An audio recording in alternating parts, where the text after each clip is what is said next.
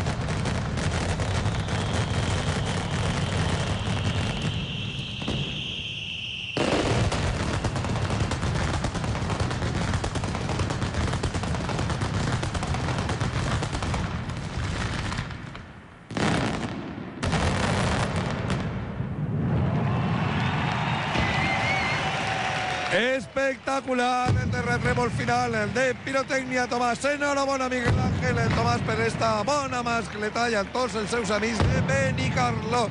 Una mascleta que ha combinat la tradició i les novetats.